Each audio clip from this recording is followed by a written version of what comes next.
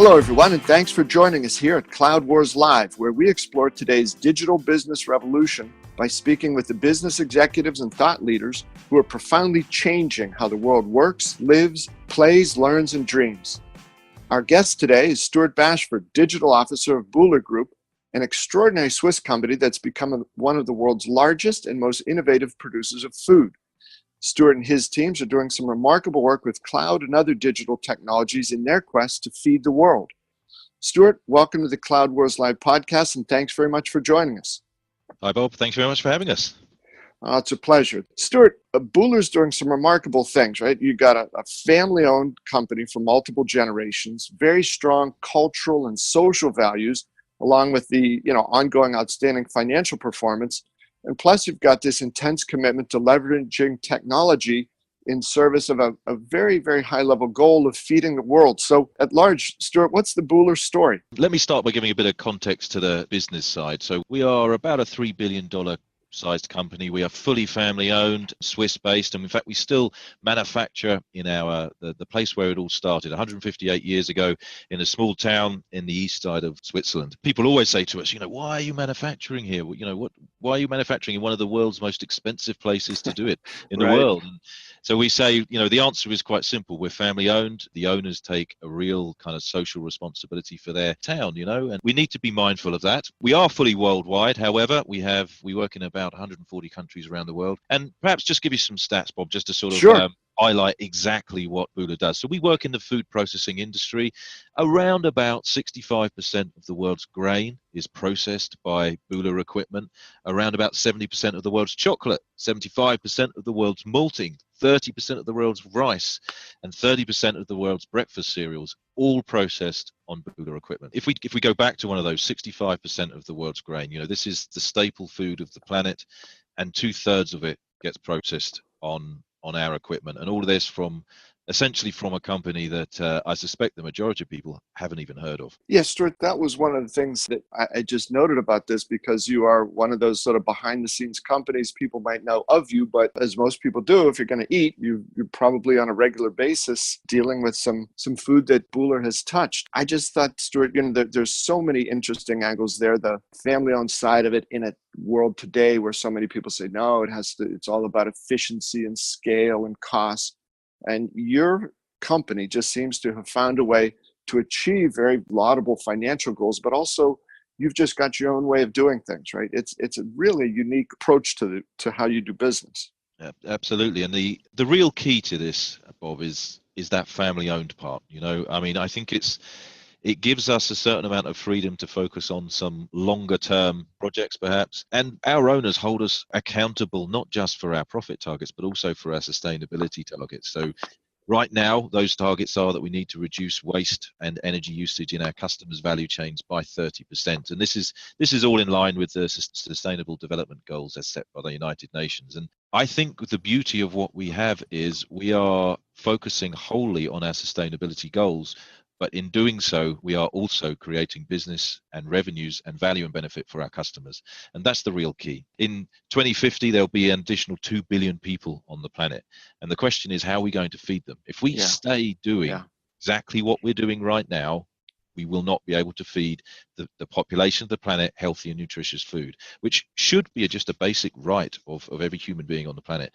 And for us at Bühler, we play a very important role in this. Up to around about 25% of the world's population right now touches something that's been processed by Bühler equipment every single day. So we play a very relevant role in industry, and digitalization for us plays a very important part. It's an enabler for us to be able to deliver real value, real benefit to these global issues, but also to our customers in terms of revenues. So Stuart, that's interesting how you talked about the impact of digitalization as a key part of what Bühler's doing with that remarkable reach there, right? A quarter of the world's population that food through your equipment has touched there. So as the digital officer for Bühler Group, what are your top priorities these days? People ask me a lot about what does a digital officer even do? It's kind of a job that got invented a few years ago, isn't it?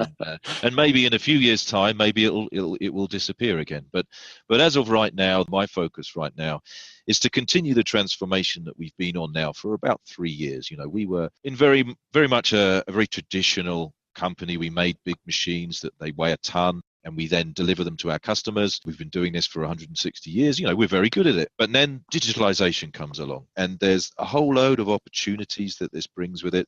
And my job is to help influence and set the direction for the company to be able to take advantage of some of these digital technologies, to be able to make a difference. The thing that we're all about is not just about throwing technology at a problem. We need to be able to apply the right technology to be able to make a difference. And I think that's key. Certainly, if you start talking about lots of the things we talk about right now in terms of IoT, data analytics, artificial intelligence, blockchain, the like, all of these things, you need to be doing them for the right reasons, which is that you need to be providing value and benefit to your customers. Stuart, let me just go into that a little bit deeper. Your background, are you a business person, a technologist, some of each? I'm an engineer. I describe myself as an engineer. Yeah. So I started my career out as an electronic engineer, actually. And then, as you will realize, when you're in the industry and you're working on electronic design, and I'm going back now about probably 22 years or so, that you start to have to get involved in software. And I was doing things like embedded coding and things like this. Yeah. And then eventually, as is common, I got involved with management, and I stopped doing sort of engineering and development work. But I enjoy that too.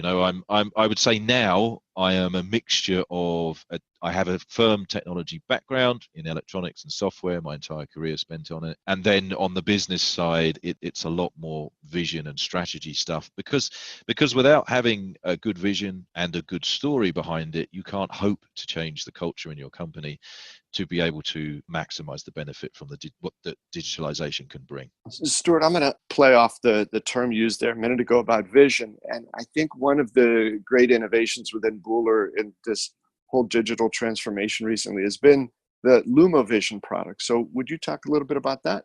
Absolutely, yeah. So LumaVision was one of the products we showed at Microsoft Ignite this year in Orlando, where we met, Bob. And I don't know, did you get a demo of the machine?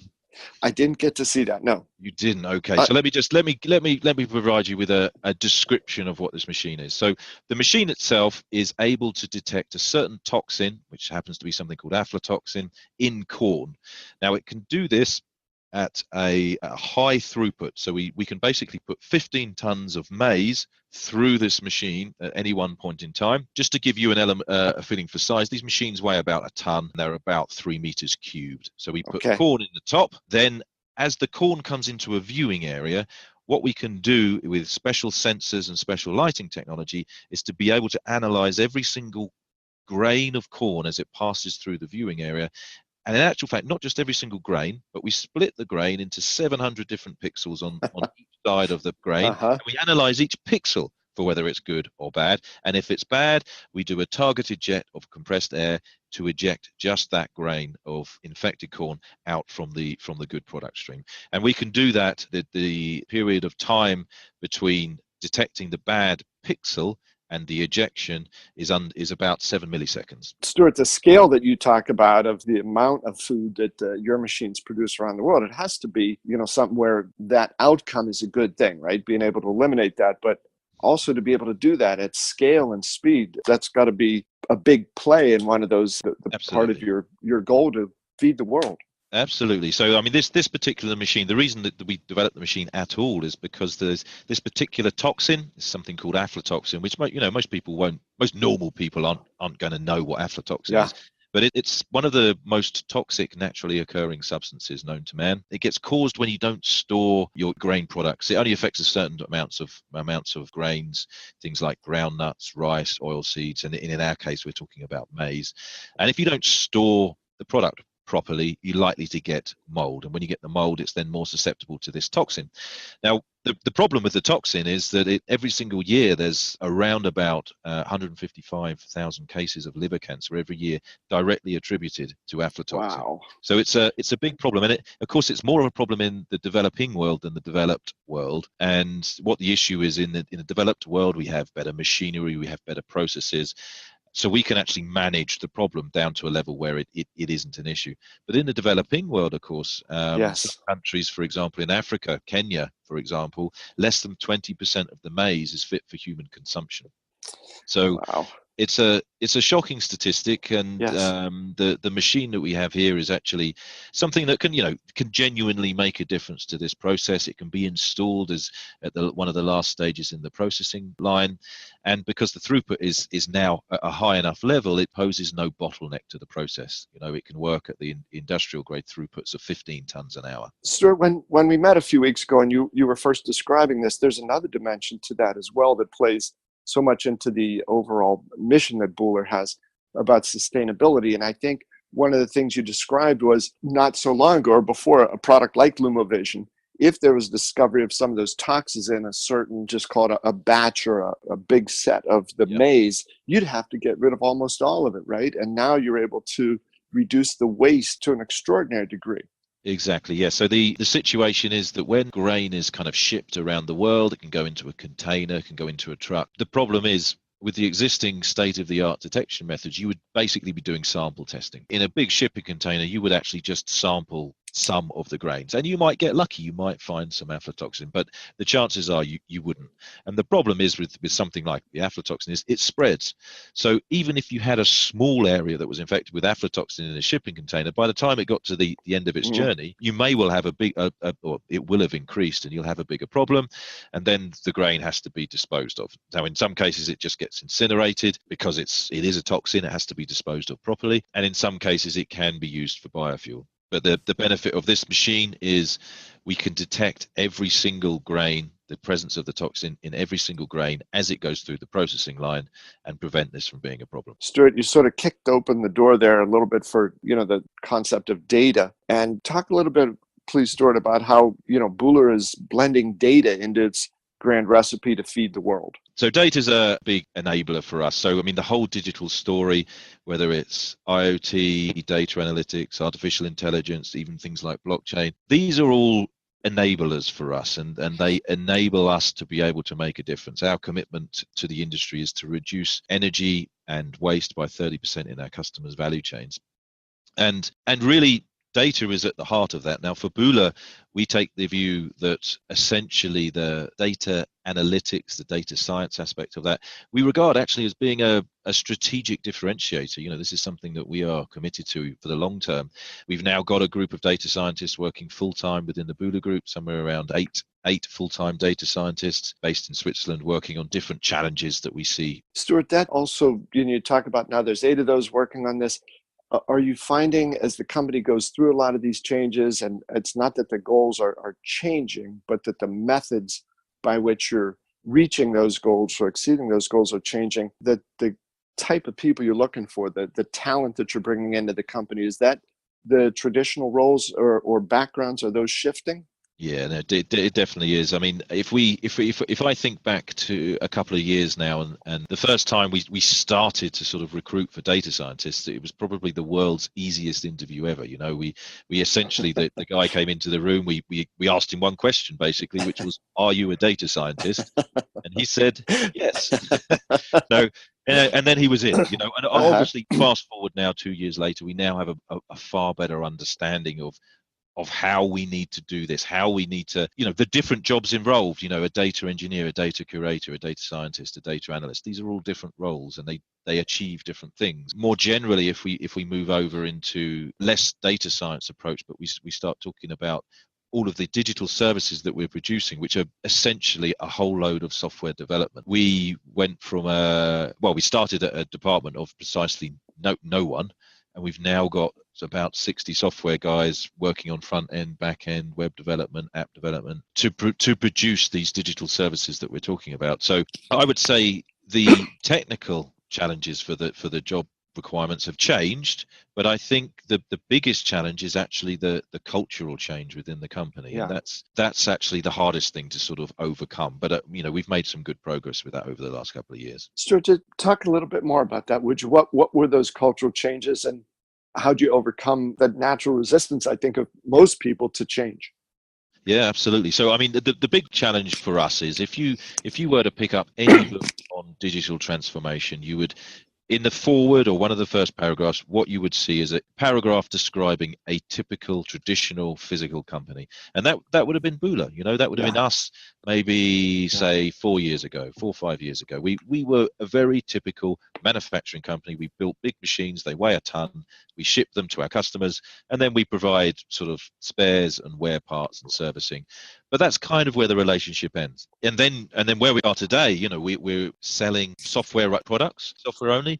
We're also selling some machine plus digital service, augmenting the performance of the machine on top. And all of this requires a completely different mindset. It was interesting to me, actually, if we just touch on Microsoft Ignite for a second, when you see the scale of products and services that Microsoft have, and I thought I was aware of most of them, but when I looked around that show and saw these at least hundreds, maybe, I don't know, maybe thousands of different sort of applications and products and modules that they're trying to pull together and combine to create value and benefit for their customers. This is kind of the same problem that we have. It's on a smaller scale, but to be able to combine all of these things together takes a little bit of a different mindset. The development of these digital services is, again, it's a little bit of a different mindset. Some of it takes more agile approach. We're going to get to the market quicker. We're going to test out prototypes with our customers, whereas the traditional approach, certainly for a Swiss company, is we will spend, years in development designing something that is 100% correct, and then we will go to the market with our first prototype. Right. The difference with this digital services, because of the rate of change that we're experiencing right now, new technology is released every month. There's something new coming along that, I struggle to keep up with. We have to get to our customers quickly. We have to test solutions with them. We bring them into the process so that when we actually do end up with something, we're actually reasonably sure that there's some value and benefit there. And of course, at the end of the day, yes, we are concerned about sustainability issues and goals and targets, but we are an organization that has to make money as well. So every digital service we deliver does have to generate revenue. And for it to generate revenue, our customers have to be able to see the value and the benefit. Yeah, Stuart, as you brought up Microsoft, a couple things popped into my head. One is you were describing the software development teams within Bühler that have grown recently. And I think it was about 12 or 15 months ago that Satya Nadella from Microsoft first began to really push this idea of saying that at Microsoft, he said, our job isn't just to give you the software that you use, but to help you, our customers, become creators of your own specialty types of software and digital tools and services that you're going to need to be able to compete in this new economy. So it was interesting to hear how you described on multiple levels how Bühler's undergoing that type of overhaul in the skills it has, the things it produces, the value that you create for your customers. And the other piece of that, Stuart, was I haven't heard of another big tech vendor doing this, but about a year ago, I think it was also that Microsoft said for some of its big corporate customers around the world, that if those customers developed some interesting technology around Azure, then Microsoft's sales organization would help sell that if the customer chose two other organizations. So the IP that businesses are creating today can now become not only a source of value inside the company, but a source of revenue outside. Yeah. So the traditional world that we knew it, as you described several years ago at Bühler, is really changing in multiple ways. It's got to be exciting for somebody sitting where you are. Oh, it's all in absolutely genuinely. I absolutely love my job, and I feel so privileged to have a job where I get to deliver technical solutions that now, at this time now, that are possible and commercially viable, that even as little as 7-8 years ago, we couldn't deliver some of these solutions because either technically you could do it, but there was a whole host of reasons why you just wouldn't do this in a commercial sort of way. So it is an incredibly exciting time for me personally. I'm loving it. For the company, it's very, very exciting. I think anyone that's into technology, it's an exciting time. I think just one thing, I would just come back a little bit on two of the points you raised there about Microsoft. The challenge Microsoft have, and Satya Nadella framed this in, as you said, in our job is to make our customers better. Now, it's very easy. He said it about 18 months ago. He said it again at the keynote at Ignite. And it's very easy comment to say. It's a lot harder to do. And what I would say is my experience over the last year is they really are doing it. I mean, certainly for us. I mean, I can only comment really on for Bühler's relationship with Microsoft, they really are helping us be better. They're helping us with all of these different applications. They are genuinely contributing to us becoming more effective. And the reason I wanted to bring this up is this is exactly what all industry has to do. We have to do it. So as much as Microsoft is helping us move along this digital transformation with the tools and platforms that they can provide us, we in turn build those platforms into Bühler products, which then allow us to provide value and benefit to our customers. But the onus then is on us to help our customers understand and to help them be able to realize these values and benefits. So to me, it's very interesting to see this big sort of mega corporation of Microsoft is having exactly the same problems as we are, but of course, on an industry-wide level. Their problem is far bigger than ours. We only have to feed the planet in 2050. That's all. Yeah, just a little modest little. Well, Stuart, I, as you were describing that, I thought one of the best books that I have ever read that talks about not so much this sort of current buzzword of digital transformation, but what you're describing about the new form of engagement between a buyer and a seller. Rather than, you cook something up, put it in a truck, you truck it to somebody's loading dock, you drop it off, they hand you a check, you go back, end of the deal. It was called The New Age of Innovation. And it's by a professor at the University of Michigan, C.K. Prahalad, who is just an extraordinary thinker about this. But he was talking about how this notion of the co-creation first of products, then the co-creation of experiences. And that in the experiences, if you do this right, he said the experiences that are built around the products become actually more valuable than the products themselves. And as you described, Bühler's evolution here recently, the use of data, the way that the services that you're building within and around your products, the software-only things that are going on there, it really, in a very small number of years, has flipped this 158-year-old company into something that takes all the good things that Bühler's traditionally done and now adds an additional level of value for not only your customers, but for the company yourself. And the scale of time in which these profound things happen is remarkable. So again, I think that's why somebody sitting where you are doing the sorts of things you're doing, as well as everybody in the company, but particularly where you are in the middle of this digital stuff, it's got to be quite a ride. It is. I mean, it's a very exciting time to be kind of working on all of this stuff. And, I absolutely genuinely believe it. In terms of digitalization is a tool that we need to pick the right tools for the job. We don't just work on a blockchain solution because everyone else is working on a blockchain solution. You work on a blockchain solution because it actually is a valid approach to solving a particular problem. And I use blockchain there just as an example, but in all of these cases, use the right tool for the job. And I genuinely believe that we can make a difference to these very big global challenges that we have at the moment. If I mention that we talk about blockchain, we think about supply chain, we think about the food and agricultural supply chain. At the moment, 1/3 of all the food that we produce is lost somewhere from field to fork.